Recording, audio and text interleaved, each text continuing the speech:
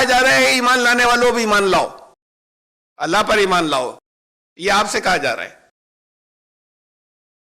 یعنی وہ لوگ جو اپنے آپ کو ایمان والا کہہ رہے ہیں وہ سن لیں کہ انہیں ایمان لانا ہوگا اللہ پر، اس کے رسول پر، اس کتاب پر جو رسول پر نازل ہوئی، اللہ کے کلام پر، اور جو پہلے نازل ہوئے، ایمان لانا ہوگا وہ جو اپنے آپ کو ایمان والا سمجھ رہے ہیں۔ ایمان رسول اللہ صلی اللہ علیہ وسلم بھی لائے، ایمان لائے، قرآن نے کہا، لیکن سوچ سمجھ کر ایمان کی بات یہ ہے۔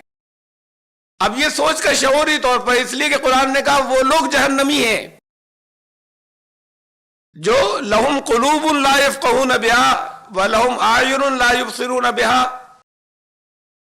ولہم آذان لا یسمعون بہا، وہ لوگ جہنمی ہیں۔ اس سے پہلے یہ الفاظ آئے وہ لوگ جہنمی ہیں۔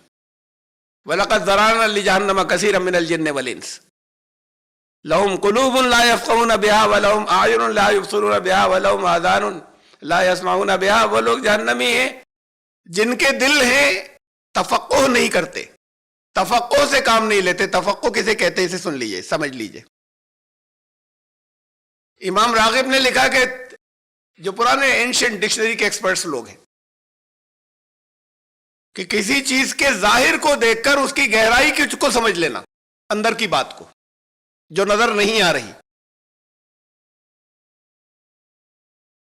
جو پرتیکش کو دیکھ کر سوکشم کو، اس کی سب اندرونی ساری کیفیات کو، سب چیزوں کو جان لینا، اس کے لیے دماغ لگانا ہوگا، غور و فکر کرنا ہوگا، اسے تفقہ کہتے ہیں۔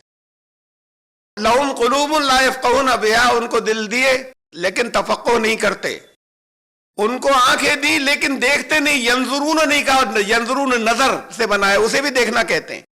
یہ بصیرت، لا یبصرون بہا، اندر کی نگاہ، آنکھیں دی ہیں لیکن اندر کی نگاہ نہیں، باہر باہر کا خالی دیکھ لیتے ہیں۔ وَلَهُمْ آذَانٌ لَا يَسْمَعُونَ بِهَا، ان کے کان ہیں لیکن ایسا ہے جیسے پہنچ ہی نہیں رہی باتیں ان تک۔ اولئک کالانعام، یہ جانوروں کی طرح ہیں، بل ہم اضل، ان سے زیادہ گئے گزرے۔ جانور بھٹک سکتا ہے، اس کو جتنی انسٹنکٹس دی ہیں اس سے زیادہ وہ نہیں جانتا۔ انسان کو بہت کچھ دیا، اگر اس کا استعمال نہیں کر رہے ہیں، قلوب کا، بصیرت کا اور سننے کا حق ادا نہیں کر رہے ہیں، تو وہ جانوروں سے بدتر ہیں، ان سے زیادہ بھٹکے ہوئے یہ وہ لوگ ہیں جو غافل ہیں۔ قرآن نے کہا یہ وہ ہیں جو جہنمی ہیں۔ کیسے ایمان لانے والے ہوئے؟ اگر یہ چیزیں نہیں ہوئی تو پھر ایمان نہیں ہوا، کہہ دیا نا جہنمی ہے۔ وَلَقَدْ ذَرَأْنَا لِجَهَنَّمَ كَثِيرًا مِنَ الْجِنِّ وَالْإِنسِ، ان سب کو جہنم کے لیے پیدا کیا ہے جو یہ نہیں کریں گے۔ تو پھر وہ ایمان لانے والے نہیں ہوئے۔ تو پھر ایمان میں پہلی چیز آئی تفقہ، کہ قلوب ہو، تفقہ جو ہے اتنا غور و فکر کے سامنے کی چیز کو دیکھ کے گہرائی کی سمجھ سکے، اتنا غور و فکر، بصیرت، اندر کی آنکھوں کا استعمال ہو اور سننے کا استعمال ہو۔ یہ نہیں ہوگا تو اس کو انسان اللہ نے نہیں مانا ہے، وہ شرف انسانیت سے گرے ہوئے ہیں، جانوروں کے لیول سے جب نیچے ہیں، جو جانوروں کے لیول سے نیچے ہو وہاں ایمان کہاں؟ ایمان تو انسانوں کے لیے ہے نا۔ تو جو جانوروں کے لیول سے نیچے ہو گیا اسے انسان ہی ریکگنائز نہیں کیا، وہ انسان نہیں ہے، جانوروں سے بھی نیچے ہے، تو پھر ایمان کہاں ہوگا؟ ایمان تو انسانوں کو دیا گیا ہے۔ تو ایمان کے لیے یہ پہلی چیز، یہ بات سمجھ لینی ضروری ہے کہ ایمان آنکھیں بند کر کے نہیں ہوتا کہ ہمیں ہمارے گھر والوں نے بتا دیا، ہم نے کلمہ پڑھا تھا، ہم ان سب باتوں کو مانتے ہیں، اسے ایمان نہیں کہتے۔ ایمان سمجھ کر، شعوری طور پر اس کے تقاضے سمجھ کر کہ یہ ایمان ہم سے کیا ڈیمانڈ کر رہا ہے، اسے سمجھ کر وہ جب دل کے اندر پورے طریقے سے بیٹھ جائے تب اسے ایمان کہتے ہیں، اس سے پہلے وہ ایمان نہیں ہوا۔ دیکھیے قرآن نے ایک جگہ اور، صرف ایک مقام یہ میں نے اور دکھایا ہے، سورہ انفال کی آیت نمبر 22، ان شر الدواب عند اللہ الصم البکم الذین لا یعقلون. بدترین وہ دواب کہتے ہیں، دابہ کی جمع ہے، دابہ اسے کہتے ہیں وہ جو موونگ تھنگس ہیں، لیونگ تھنگس پیڑ پودے بھی ہیں، لیکن پھر اس کے بعد کیڑے مکوڑے جانور اور انسان بھی آ جاتا ہے دابہ میں. تو یہ جتنے موونگ بینگز ہیں جو چل سکتے ہیں، چل پھر سکتے ہیں، جن کو اتنا اختیار اور جن کو اتنی چوائس دی گئی ہے، ان سب میں جو سب سے نیچے درجے کے ہیں، بدترین، وہ ہیں جو صم البکم الذین لا یعقلون، ایسے بہرے اور گونگے ہیں کہ عقل کا بالکل استعمال نہیں کرتے. بہرے نہ باتیں ان تک پہنچ رہی ہیں، نہ وہ خود دوسروں کو پہنچا رہے ہیں، گونگے بھی کہے ساتھ میں. زبان سے کیا کام ہوگا؟ نہ پہنچنے دے رہے ہیں اپنے تک، نہ دوسروں کو پہنچا رہے ہیں، اور نہ عقل کا استعمال کر رہے ہیں. یہ بدترین ہے، کیڑے مکوڑوں سے بدتر. اس سے پچھلی آیت میں سورہ اعراف کی تھی کہ کہا وہ جہنمی ہے، تو پھر وہ ایمان والے نہیں ہیں. شرف انسانیت سے گرے ہوئے ہیں. ایمان تو انسانوں کے لیے ہے، ابھی انسان کے لیول تک نہیں پہنچے جو یہ نہیں کر رہے. آپ کو روکا جاتا ہے کہ آپ غور و فکر نہیں کریں دین میں. یہ کلچر بن گیا ایک صدیوں سے ہمارے یہاں. قرآن یہ کہہ رہا ہے کہ شعوری رسول بھی ایمان لائے. آپ کو تو لانا ہوگا. یا ایھا الذین آمنوا آمنوا، آیت گزری نا، ایمان لانے والوں تمہیں ایمان لانا ہوگا. اللہ پر ایمان لاؤ، اس کے رسول پر ایمان لاؤ، اور قرآن پر ایمان لاؤ. رسول بھی ایمان لائے تھے، ایمان کے ساتھ نہیں تھے، ایمان لائے تھے. آمن الرسول، رسول ایمان لایا. آمن الرسول بما انزل الیہ، جو اس پر نازل ہوا اس پر ایمان لایا. کیسے ایمان لائے تھے؟ کوئی تجربہ نہیں تھا شروع میں تو ڈر گئے کہ ہوا کیا آج مغار ہرا میں. ایک بہت مشہور ایگنوسٹک ہیں دنیا کی اس وقت، بہت مشہور ایگنوسٹکس میں سے ہیں. بڑے ان کے لیکچرز آتے رہتے ہیں، بڑے پاپولر ہیں ان کے لیکچرز یو ایس اے میں اور دنیا میں اور بہت سی جگہوں پر. لیزلی ہیزلٹن، انہوں نے ایک سیرت پر کتاب لکھی اور بہت تعریفیں کی، بعض جگہ بہت سی اپنی تقریروں میں، اور یہودی گھرانے کی ہیں.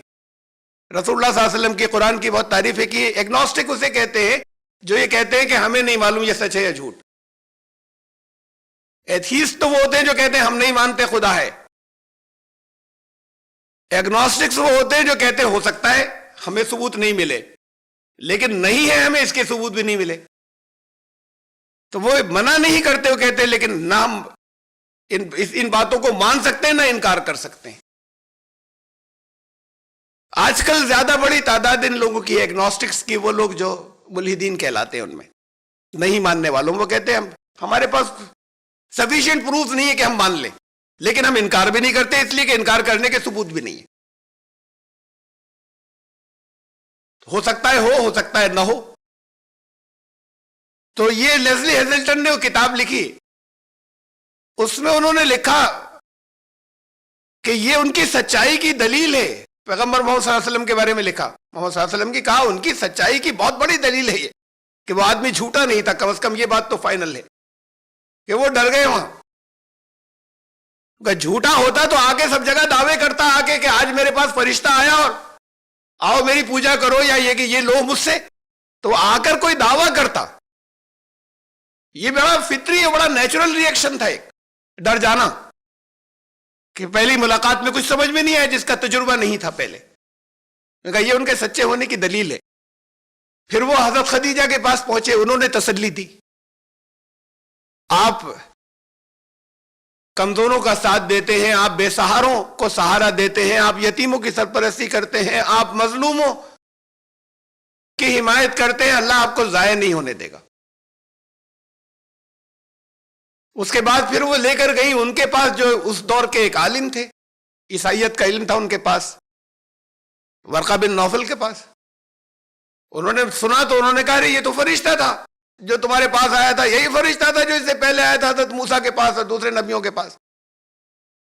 اب ایک اس ساری ڈیٹیل کی پہلے تو ایک ڈھارس ملی تھی ان خاتون سے, تسلی ہوئی تھی, لیکن ابھی بات کلیئر نہیں ہوئی تھی. بات تو یہاں سے کلیئر ہونی شروع ہوئی. ایک بڑا عالم اس دور کا جو تھا, اس نے اندازہ نہیں لگایا تھا, اس نے یقین نہیں بتایا تھا. اس نے کہا کہ میں جانتا ہوں یہ کیا ہوا, یہ تمہارے اوپر وحی آئی تھی, یہ اللہ کی طرف سے تمہیں رسول بنایا گیا.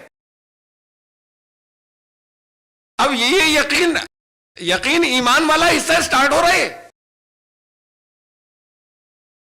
جب ایک ایسے عالم نے بتایا کہ اندازہ نہیں لگا رہا, وہ کہہ رہا یہی ہوا تھا, میں جانتا ہوں. پوری تاریخ رسولوں کی یہی بتا رہی کہ تمہارے ساتھ جو کچھ ہوا ہے تمہیں رسول بنا دیا گیا. یہاں سے ایمان اسٹارٹ ہوا ہے. تو رسول بھی ایمان لائے, پھر دوبارہ وحی آئی, اب ایمان پختہ ہو گیا اور یقین آ گیا. تو رسول بھی ایمان لائے, آپ کو بھی لانا ہوگا. کہا رسول بھی ایمان لائے اور مومنون ایمان لانے والے بھی ایمان لائے, ایمان کے ساتھ پیدا نہیں ہوئے. تو یہاں تک کا حصہ جو ہے یہ بہت ضروری تھا ایمانیات میں سمجھنا, تب وہ بات پوری ہوتی ہے کہ آپ کو ایمان لانا ہوگا سوچ سمجھ کر, غور و فکر کے ساتھ میں, سارے اس کے تقاضے سمجھ کر, اس کی ڈیمانڈ سمجھ کر. پھر وہ جب دل میں بیٹھ جائے, یہ کہا تھا جو سورہ حجرات کی میں نے آج سنائی تھی اس سے پہلے,